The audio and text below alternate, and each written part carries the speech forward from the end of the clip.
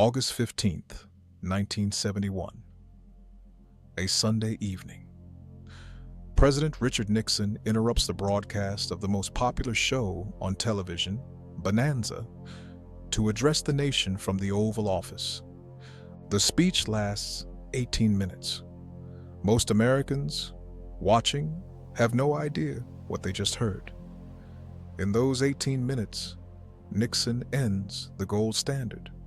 He closes what economists will later call the gold window. He severs the last remaining link between the United States dollar and a fixed physical store of value. It is presented as a temporary measure. It is never reversed. Nothing visible changes the next morning. The dollars in your wallet look the same. The prices at the grocery store look the same. The paychecks continue to arrive. But underneath, something permanent has shifted. The rules governing what your money is, how it behaves over time, and who benefits from its behavior. All of it has been rewritten. And almost no one alive in August of 1971 understood what had just happened to them. Most people, if they think about 1971 at all, think about Vietnam, about Watergate approaching, about cultural upheaval. They do not think about the fact that in that single year, the mathematical relationship between American wages and American productivity, a relationship that had held stable for nearly 30 years, broke, and it has never healed. This is the story of how August 15th, 1971, rewrote the rules of wealth accumulation in America, not through legislation, not through a tax code change, through a decision about money itself. To understand what Nixon ended that night, you have to understand what existed before it. In July of 1944, as the Second World War entered its final year, 730 delegates from 44 Allied nations gathered at the Mount Washington Hotel in Bretton Woods, New Hampshire.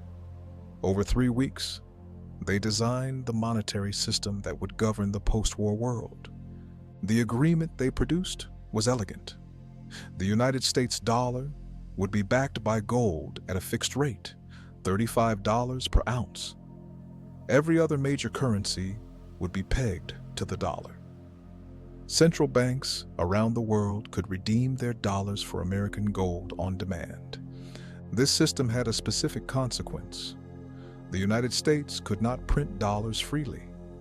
Every dollar in circulation was, at least theoretically, a claim on a physical piece of gold sitting in a vault at Fort Knox or the Federal Reserve Bank of New York.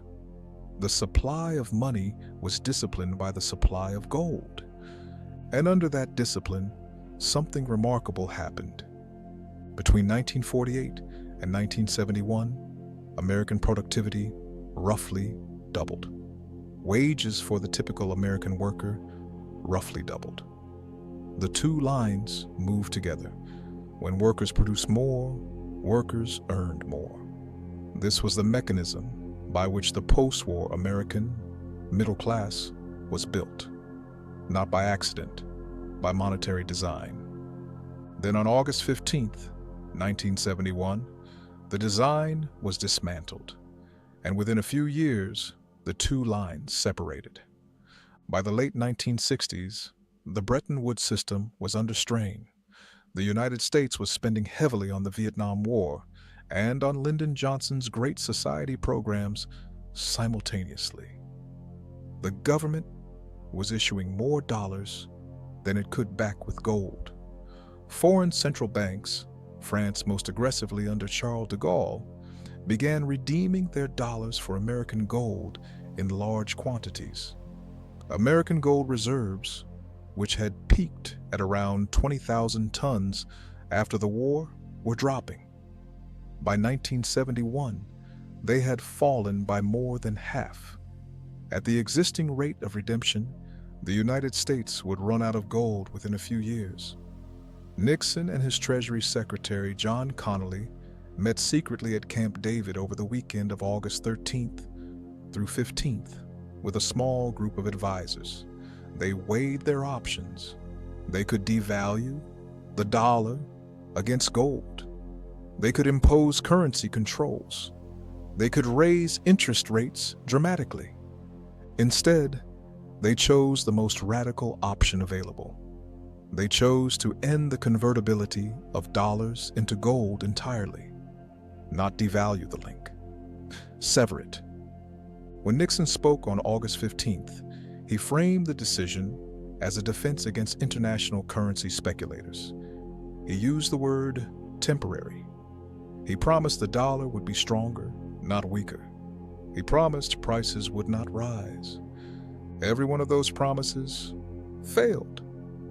Within 2 years, the dollar had lost roughly 20% of its value against other major currencies.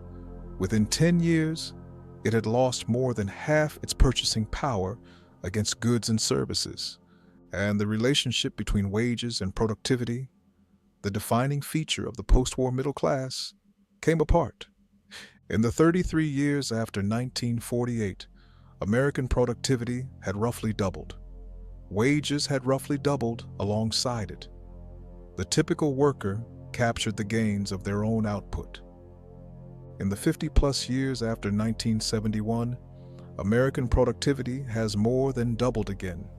Median wages, adjusted for inflation, have barely moved. The Economic Policy Institute has tracked this gap across decades. By their data, if wages had continued to track productivity, after 1971, the typical American worker would be earning substantially more today. In some estimates, 40 to 50% more in real terms. That gap did not happen by accident. It is the signature of a different monetary system operating under different incentives, and it compounds year after year, decade after decade. When currency is disciplined, when it cannot be printed without constraint, wages tend to capture productivity gains. The supply of money is roughly stable. The value of labor measured in that money tracks the output that labor produces. When currency is undisciplined, when it can be created by central bank policy without a physical anchor, something different happens. The new money flows first to those who have access to the financial system, to banks, to asset holders, to institutions that can borrow at the lowest rates and hold assets that appreciate when the money supply expands. Economists call this the Cantillon Effect, after the 18th century economist Richard Cantillon, who first described it. New money is not distributed evenly across an economy. It arrives first at specific points in the financial system, and it benefits those points before the effects of that new money, price increases, inflation, ripple outward to reach everyone else. After 1971, the points closest to the source of new money were banks, large corporations, and financial asset holders. The points farthest from the source were wage earners, savers, and holders of cash. This is why the post-1971 era saw simultaneous asset inflation. Stocks, real estate, financial instruments, and wage stagnation. The same policy that expanded the money supply flowed into asset prices and bypassed labor markets. A house that cost $25,000 in 1971 costs, on average, more than $400,000 today, a 16-fold increase. Wages over the same period have not come close to that multiplier. The American who owned the house in 1971 captured the appreciation. The American trying to buy that same house in 2026, earning a wage that did not keep pace, is priced out of the exact same home. Same country, same house, different monetary era. The chart comparing productivity to wages after 1971 has become one of the most widely shared economic visualizations of the last decade. It circulates online under the phrase, "What happened in 1971?" It is usually presented without explanation, because the chart itself is the explanation. The two lines move together for 23 years, then they separate, and they never come back together. Everything downstream of that chart, the hollowing out of single-income households, the rise of two-earner families who still cannot afford what one income once provided, the explosion of consumer debt to close the gap between wages and the cost of living, the concentration of wealth at the top of the asset-holding class, flows from that single separation. None of it is accidental. All of it is mechanical. It is the predictable output of a monetary system that was rewritten in 18 minutes on a Sunday evening and never rewritten back. Understanding August 15th, 1971 does not give you a way to reverse it. The system is not reverting. No administration in 50-plus years has proposed returning to a gold-backed dollar, and none is likely to. But understanding it does change the questions you ask. If you are earning wages in a currency that is structurally engineered to lose purchasing power over time, saving cash is not neutral. It is a guaranteed loss. If the post-1971 financial system channels new money toward asset holders before it reaches wage earners, then being an asset holder rather than purely a wage earner is not a lifestyle preference. It is a structural defense.